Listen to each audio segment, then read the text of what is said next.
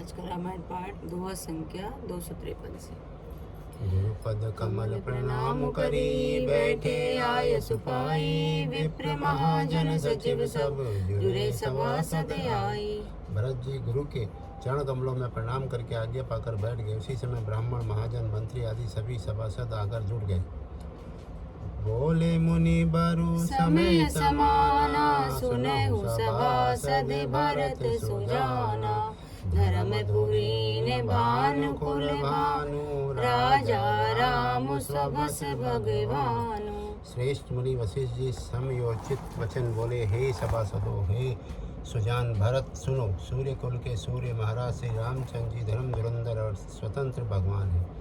सत्य संत मानक श्रुति से तू, राम जन्म जग मंगल हेतु।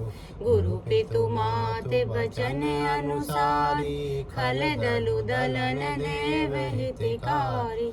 वे सत्य प्रतिज्ञ हैं और वेद की मर्यादा के रक्षक हैं। श्री राम जी का अवतार ही जगत के कल्याण के लिए हुआ है। वे गुरु पिता माता के वचनों के अनुसार चलने वाले हैं, दुष्टों के दल का नाश करने वाले और देवताओं के हितकारी हैं।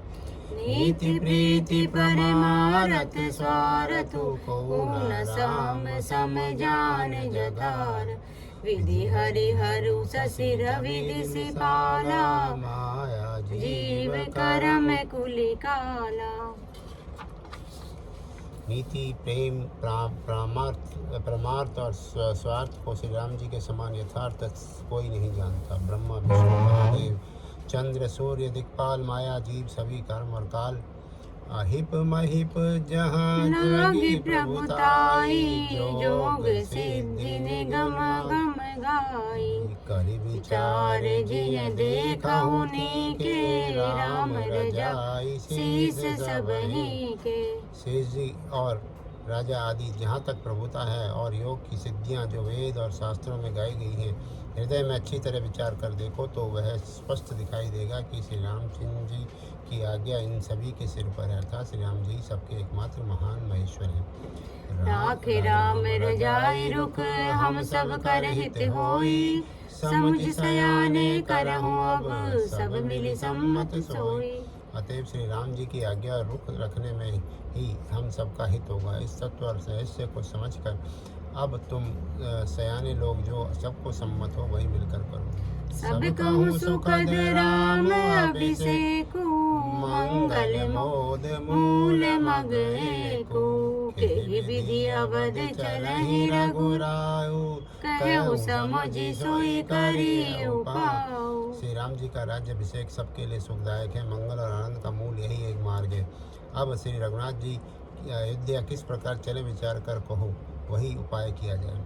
सब सादर सुनि मुनि वर बानी, नय परमारथ स्वारथ सानी। उतरु न आव लोग भय भोरे, तब सिरुनाई भरत कर जोरे। मुनि श्रेष्ठ वशिष्ठ जी की नीति, परमार्थ और स्वार्थ, लौकिक हित में सनी हुई वाणी सबके ने आदर पूर्वक सुनी, पर किसी को कोई उत्तर नहीं आता।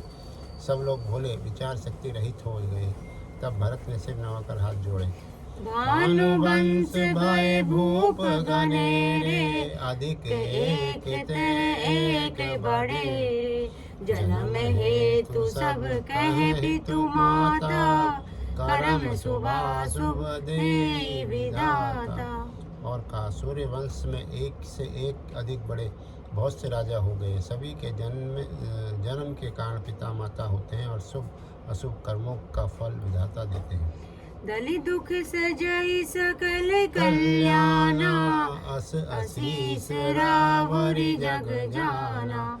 सो गोसाई विधि गति जई छेकी, सकई कोठारी टेक जो टेकी। आपकी आशीष ही एक ऐसी है जो दुखों का दमन करके समस्त कल्याणों को सज देती है। यह जगत जानता है। हे स्वामी, आप वही हैं जिन्होंने विधाता की गति विधान को भी रोक दिया। आपने जो टेक दी उसे कौन टाल सकता है। बूझे मोहि उपाय अब, सो सब मोरे अभागु। सुनि स्नेह मैं वचन गुर, उर उमगा अनुरागु। जय श्री राम, जय श्री राम। आज की कथा यहीं विश्राम।